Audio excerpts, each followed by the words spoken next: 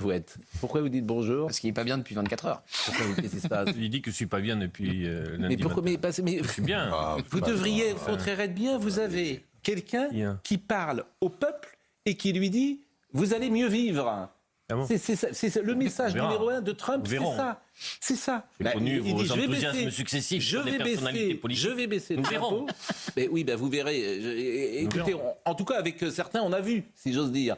Donc, mais avec... c'est ce qui On est le conducteur de l'émission. C'est son message. On prend du retard. Bon, la revue de presse. La revue de presse. Alors, tout le monde, évidemment, je m'amuse à lire aujourd'hui, j'assure, les éditorialistes français, ils font ma joie. Parce qu'ils découvrent le Pérou à Orléans. Ils disent « Ah, tiens, Trump, il sait parler aux uns et aux autres. » C'est intéressant. Donc, vous avez aujourd'hui, effectivement, l'incroyable comeback.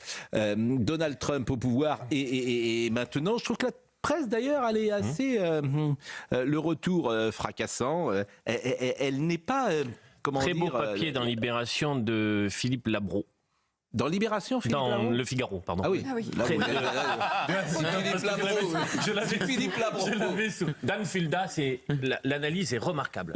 On dit beaucoup de choses, notamment sur le fait qu'il n'a jamais assisté à une telle campagne. Il fait une belle description du Trumpisme en disant qu'il y a quelques années, cela aurait été impossible. Et il caractérise, tout en disant que Trump a été le seul...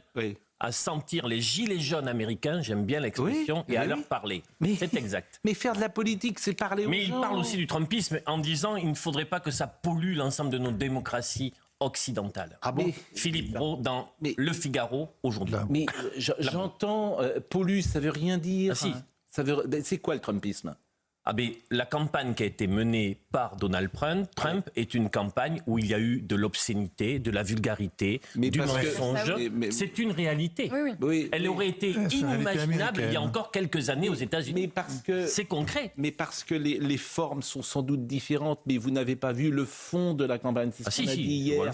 Et le fond de la campagne, c'est quoi? C'est je lutte contre l'immigration, je défends la société américaine, j'en ai marre du wokisme, et le reste, c'est rien. Est-ce qu'on peut toujours, depuis lundi matin, dire que la forme de campagne et la manière dont Donald Trump fait de la politique, qu'on ne souhaite pas ça pour l'avenir politique je continue à ne pas le souhaiter, et c'est mon droit absolu. Vous avez tort. Mais vous avez déjà... Ça y est, mais j'ai mangé mon temps de parole. C'est sans doute pour ça qu'il a gagné aussi. Philippe Bilger, bien sûr. Même si j'ai trouvé vulgaire dans la forme, je vous rejoins. Mais quand on écoute ce matin France Inter, le hasard a fait que je suis tombé sur un billet de Patrick Cohen. Quand on l'écoute, on ne comprend pas comment Trump a pu gagner. Mais c'est hallucinant. Patrick Cohen et d'autres disent les choses telles qu'ils voudraient qu'elles soient. Non, je vous rejoins, c'est assez simple. Uniquement la part sombre de... Donc voilà, ces gens sont entre eux, ils ne comprennent rien à rien, ou ils ne veulent rien comprendre, ils sont mangés par leur idéologie, ils se sont trompés depuis des journées parce qu'ils n'ont rien vu venir. Et puis, ils viennent ce matin dire, pourquoi ils se sont trompés, même pas? Mais c'est même pas. Est-ce que vous avez vu ce qu'a dit Bernie Sanders? C'est très important ce qu'a dit Bernie Sanders, qui s'est présenté à plusieurs primaires. Mais c'est pas grave, c'est vous qui payez. C'est vous qui payez. Il y avait Madame Murat, on écoutera Madame Murat, qui est historienne sur France Inter. J'ai rien contre elle. C'est une historienne de gauche. Voilà, qui se présente comme ça. Donc, c'est une antenne entièrement idéologisée, qui est fait par des militants de gauche et payé par vos impôts. Et personne ne dit rien. Très bien. Continuons. Ils se sont complètement trompés et surtout, et hier soir, mais il n'y a pas que d'ailleurs le service public, on écoutera tout à l'heure. Bon. Les raisons de la défaite de Kamala Harris, ce que dit Bernie Sanders, parce que dans certains médias, on entend elle a perdu parce que c'est une femme et parce qu'elle est noire, donc parce que le peuple américain serait raciste et misogyne. Ce que dit Bernie Sanders, c'est très intéressant. Il dit, elle a fait une campagne désastreuse, elle a abandonné les classes ouvrières. Et le milliardaire Trump a réussi à capter le vote ouvrier en proposant des réponses face à la crise inflationniste. Et c'est pour ça qu'il a quasiment un électeur latino sur deux. Et à Dearborn, plus grande ville arabe des États-Unis, Donald Trump est arrivé en tête. Parce que Kamala Harris, on lui a reproché ses prises de position sur Gaza et Donald Trump a joué l'ambiguïté, mais parce que la communauté musulmane n'en peut plus également du wokisme, et aussi parce qu'il a apporté des réponses en termes de pouvoir d'achat. Donc dire Kamala Harris a perdu parce que c'est une femme et parce qu'elle est noire, c'est ne rien comprendre à ce qui s'est passé aux États-Unis il y a 24 heures. On écoutera tout à l'heure un de mes chouchous, c'est M. Snegarov. C'est une œuvre d'art, monsieur Snegarov. C'est une œuvre d'art. Quand il parlait de la campagne, c'est invraisemblable. C'est une œuvre d'art. Monsieur Snegarov est une œuvre d'historien. Mais l'historien de rien du tout. C'est une œuvre d'art. Qu'est-ce que vous dites Mais il peut y avoir des pensées hétérodoxes concernant ce que vous pensez. Mais elles ne sont pas hétérodoxes. C'est toujours les mêmes pensées que vous entendez sur France Inter. Mais donc non, ça si j'écoutais le journal de 7h30, il était équilibré, arrêtez. Si vous le dites. Est-ce qu'on peut avancer? Est-ce qu'on peut avancer? Donc je voudrais d'abord qu'on voit Kai Trump, toute l'équipe qui a tweeté hier. D'ailleurs, Donald Trump n'a pas pris la parole depuis hier, on l'a pas entendu. Et donc ça, je le dis pour Europe 1, vous voyez pas effectivement c'est cette photo. Il y a Donald Trump, il y a ses enfants, etc. Et il y a Elon Musk. On parlera d'Elon Musk parce que c'est sans doute le grand architecte de la victoire de Trump. On peut voir ce tweet d'ailleurs d'Elon Musk. C'est très intéressant ce qu'il a dit, bien sûr, puisque pour tous ceux qui, que ce soit en Amérique ou d'autres pays, trouvent ce résultat choquant, ils devraient reconsidérer d'où ils obtiennent leurs informations. Cette tendance était évidente sur X depuis des mois, mais presque tous les médias grand public traditionnels ont diffusé une réalité complètement fausse. C'est France Inter, c'est Patrick Cohen, c'est tous ces... Voilà, c'est tous ces usurpateurs. Oh. Bah oui, je peux pas vous dire. Bah ils se sont trompés, c'est quoi? Mais enfin. Et puis c'est des usurpateurs puisqu'ils ne témoignent pas de la réalité. Les personnes qui exercent votre profession mais qui partagent pas vos opinions sont des usurpateurs. Mais ils ne témoignent pas de la réalité. Oui, mais quand même. Donc leur métier, c'est de témoigner de la réalité. Oui, de donner des On pourrait au moins, Olivier. Vous êtes jamais trompé, vous, Pascal Surien? Jamais. Moi, on peut pas se tromper si on témoigne de la réalité, on la rapporte. Non, je trouve que c'est excessif de dire que ce sont des usurpateurs. Alors, si vous voulez, non, mais usurpateur, c'est pas très méchant. Pascal, très gentil. Quand on témoigne de la réalité, à condition qu'on ne la mutile pas délibérément, c'est ça le problème, Olivier. Mais vous avez raison. Chacun tourne les événements dans un sens ou dans un autre. Ça n'existe pas qu'à gauche cette mutilation. Alors, Monsieur Musk, c'est intéressant vraiment ce qu'il a dit. Je vous propose d'écouter Monsieur Tanguy sur l'espace médiatique qui est au cœur de la problématique. Mais plus ils parlent, ces gens-là d'ailleurs, plus ça, ils donnent du carburant à leurs adversaires, puisque personne n'est dupe de leurs analyses, qui sont des analyses de militants. Donc, écoutez Monsieur Tanguy. Je ne pense pas que Donald Trump ne soit pas respectable. D'ailleurs, moi, pendant la campagne, je n'ai pas voulu prendre parti parce que je ne prends jamais parti, mais j'ai par exemple dénoncé les mensonges sur le fait que c'était un péril pour la démocratie, que la vision de la très large majorité des médias français était caricaturale. Et d'ailleurs, on voit le résultat. Beaucoup de nos compatriotes ne comprennent pas le résultat des élections américaines parce qu'ils ont été désinformés pendant la campagne. La couverture a été tellement mauvaise que beaucoup de Françaises et de Français ne comprennent pas l'issue de ce scrutin. Et c'est dommage parce que le but quand même du débat politique en France ou ailleurs, c'est de comprendre les choses, c'est de comprendre des choix politiques. C'est le Tanguy du Rassemblement National, Gauthier Lebret. Le RN a une position depuis la victoire de Trump très modérée et on me disait dans l'entourage de Marine Le Pen très prudente. Vous avez vu le tweet de Marine Le Pen. Marine Le Pen qui demande même maintenant, comme Emmanuel Macron, une réponse à l'échelle européenne. Ça aussi, c'est un big bang au Rassemblement National. Parce que quand on parlait, on a parlé du fond à l'instant, mais quand on parle de la forme, sur la forme, Marine Le Pen n'a plus grand-chose à voir avec Donald Trump et elle a une stratégie diamétralement opposée où elle lisse son image, elle se respectabilise. Sur la forme seulement, moi je vois plus de liens entre Trump et Mélenchon qu'entre Trump et Le Pen. Et puis elle avait été atteinte dans sa susceptibilité à l'époque, lorsque Donald Trump n'avait pas voulu la recevoir. C'est des petites choses, mais qui ont des effets considérables. Madame Maréchal, qui a donné Marion Maréchal, qui a tweeté ces dernières heures, et je vous propose peut-être de voir ce qu'elle a écrit. Madame Maréchal, Marion Maréchal, je crois que la force de Donald Trump a été de contrarier la lecture woke et racialiste de la société pour rassembler les Américains autour du drapeau du travail et de l'ordre et face à l'immigration clandestine. Ça aussi, c'est une analyse, en tout cas, qui est possible. Et puis, je vous propose d'écouter Madame Murat, qui était une historienne, qui est d'ailleurs apparentée, je crois, à la famille... Oui, la famille Murat, elle a écrit un beau livre sur Proust, si je ne me trompe. Exactement, qui est une femme, évidemment, de qualité, mais qui est une femme engagée dans le débat politique. Elle se présente d'ailleurs comme ça, elle ne le cache pas. Et je vous propose, évidemment, de l'écouter. Elle était ce matin sur France Inter. Le wokisme, c'est un fantasme de l'extrême droite et que l'américain moyen, ça n'existe pas. L'américain moyen, ça peut être une employée noire de McDonald's qui aurait toutes les raisons d'être concernés par le féminisme et l'antiracisme.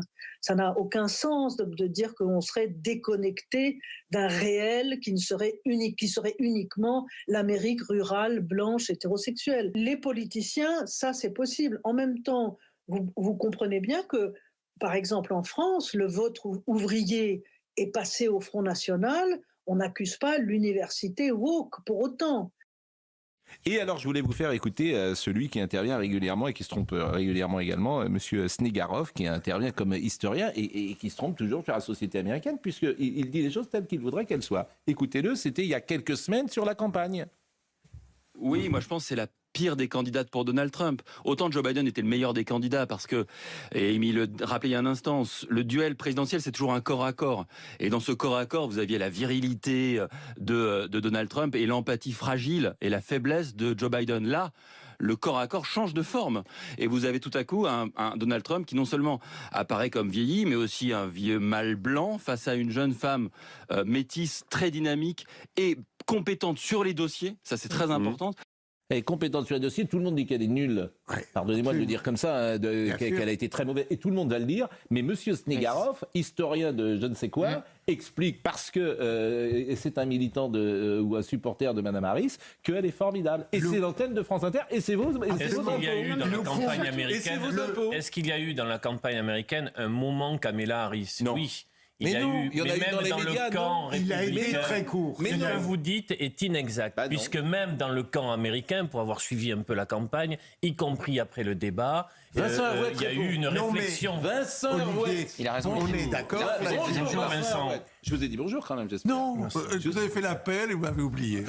L'appel et la pioche. Alors, j'ai laissé le rôle du gentil à mon voisin qui défend Patrick Cohen, qui admire Philippe Labro et qui maintenant conforte Thomas Snegarov. Mais il y a des raisons d'admirer Philippe Labro. Je vais jouer le rôle du méchant. Vincent Herouet, dites-le. Admise quoi Est-ce qu'il y a eu un moment Harris? Est-ce qu'elle a été très mauvaise? Je pense qu'elle a été pire que mauvaise. C'est-à-dire que je pense que cette nuit, on a entendu d'ailleurs son discours d'adieu, la fin de sa carrière politique. Elle a, je vous parie $100 qu'on n'en entendra plus jamais parler et qu'elle ne sera pas candidate en 2028 et que le Parti démocrate va la lâcher parce qu'elle a été la pire des vice-présidentes. Elle a été d'une médiocrité incroyable. Il a été facile pour les Républicains de la clouer au pilori. Et elle a été comme candidate, alors qu'elle était portée par un coup d'État à l'intérieur du parti, et hissée comme ça, avec tous les médias derrière elle, tout le showbiz, etc. Elle était incapable de donner une interview, elle était incapable de parler sincèrement. Elle faisait des phrases interminables, comme moi ce matin. C'était des phrases très longues, mais vous ne comprenez pas. Non, mais je suis d'accord. Vincent, elle a disparu, et hier, elle a abandonné en race campagne tous ses partisans pour revenir et pleurnicher pendant un quart d'heure cette nuit, en leur disant des trucs merveilleux.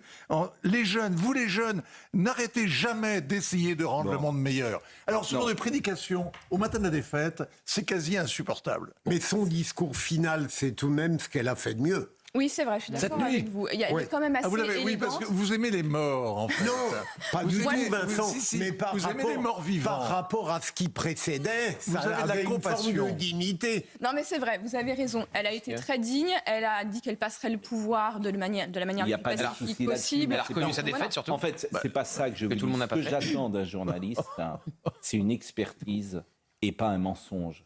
Et quand ce monsieur Snegarov explique qu'elle est compétente, brillante, formidable, il ment. Mais il est amoureux. Comment ? Il est amoureux. Non, il n'est pas amoureux, il est militant. Oui. C'est différent. Et ça pose un problème. Alors, moi, je suis pour la liberté d'expression. Partout, il n'y a aucun souci. Mais qu'on ne le baptise pas historien. C'est ça le problème. Sauf que c'est nos impôts. Ouais, c'est l'étiquette. Sauf que c'est nos impôts. C'est ça qui change tout. Par exemple, on va écouter la question de l'excellent Yann Barthès. Où il dit si, il va gagner. Moi, ça ne me gêne pas, Yann Barthès. Ce n'est pas nos impôts, il a le droit, c'est l'expression. Il y a vraiment très bien. Au contraire, je pense que c'est contre-productif pour ces idées-là. Donc, voyez aussi ce passage où il était persuadé, évidemment, que Mme Harris gagnerait. Parce qu'en fait, il a envie. Il déteste Trump, ils ne comprennent pas le peuple. Pour eux, ils défendent le peuple, mais ils n'y sont jamais. Ah ben ça, je peux Place du Panthéon, on est bien loin de tout ça. Bien évidemment. Donc, écoutons monsieur... Mais si, Mais je ne peux pas vous dire autre chose. Vous le savez bien. En fait, c'est un milliardaire qui défend des petites gens. Eh oui. Vous devriez vous réjouir de ça. Alors que les bobos sont entre eux. On va écouter tout à l'heure ce que dit monsieur Benjamin Biolay. J'ai rien contre Benjamin Biolay non plus. J'ai rien contre personne en général. Mais ces gens-là, je connais leur posture. D'ailleurs. Je sais que ce n'est que posture. Donc écoutez qui ? Écoutez l'excellent Yann Barthès, notre ami. Vu d'ici, on est un peu quand même, on se dit qu'elle va gagner. Est-ce que, vu des États-Unis, ils se disent quoi ? Alors, c'est absolument loin d'être décidé. C'est vrai qu'il y a une forme d'enthousiasme, mais vraiment... Pour Kamala Harris ? Pour Kamala Harris, chez des démocrates, et puis de plus en plus d'indécis. C'est vrai que sa candidature déclenche une forme d'espoir qui manquait couramment au Parti démocrate jusqu'ici. Néanmoins, il y a de nombreux Américains qui disent « j'ai pas encore pris ma décision, il y a encore des choses que j'ai besoin de savoir, connaître vis-à-vis d'elle. » Mais c'est vrai que quand je parle à des personnes que je connais, avec lesquels je travaille aux États-Unis, il est vrai qu'ils ont tous le sentiment qu'il y a quelque chose qui se passe autour d'elle. Donc ça ne veut pas du tout dire la victoire est garantie, loin d'eux. Mais en tout cas, il y a un changement de dynamique assez tangible et assez excitant finalement pour la gauche en tout cas. Ça, c'est incroyable quand même. On parle de fake news. Vous êtes sur des fake news qui sont distillées sur des antennes de télé. Mais si vous voulez être bien informé, il faut choisir les bons experts. En l'occurrence, je connais très bien Gilles Biassette, qui est le grand spécialiste des États-Unis à la Croix, et je l'ai questionné quasiment toutes les semaines, et il me disait on ne sait pas, c'est serré, il y aura des surprises. Bah non, c'était pas serré du tout. Bah non, mais il y a quelques semaines, il me disait ça. Non, c'était faux. Oui, non, mais on attendez, pouvait il y a un moment, on ne savait clairement pas. Non, mais attendez, je veux bien. Moi, je ne veux pas expert en la matière, mais si vous voulez, c'est une leçon. Le triomphe hier de Trump est absolument éclatant. S'il y avait un vote caché, c'était un vote trop... Attendez, pardonnez-moi.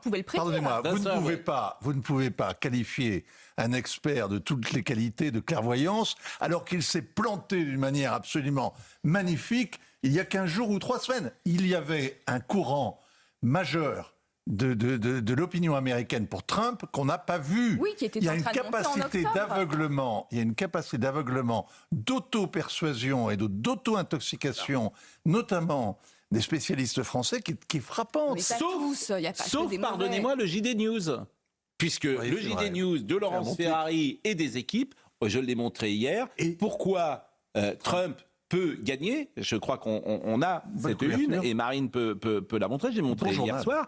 Donc, je suis désolé de le dire. Pascal, là, disait peut gagner, pardon de faire de la promotion, pour un homme qui, a 15 jours, 3 semaines, a annoncé de manière limpide que Trump allait gagner, Gérald Olivier. Et qui est revenu hier, Olivier, sur la chaîne avec Sonia Mabrouk. Et il avait annoncé, comme vous le dites très bien, Vincent. Mais parce que elle était là, là, on en revient à la même chose. Les journalistes doivent témoigner de la réalité. La voilà. Pourquoi Trump peut gagner. C'est la seule publication française. C'est quand même extraordinaire. La seule. Pourquoi a-t-il gagné dimanche? Non, mais c'était bouclé il y a 10 jours. Oui, je sais, j'ai bien compris. Olivier, c'est la seule. Alors, pourquoi vous vous interrogez pas là-dessus? Je ne suis fait que de questionnement. Oui, il y a un moment, moi, il y a bien longtemps. Au contraire, je suis beaucoup plus dans l'incertitude que vous sur de très nombreux sujets. Écoutez, moi, sur l'espace médiatique, je suis plus dans l'incertitude. Je les connais tous. Je les connais tous.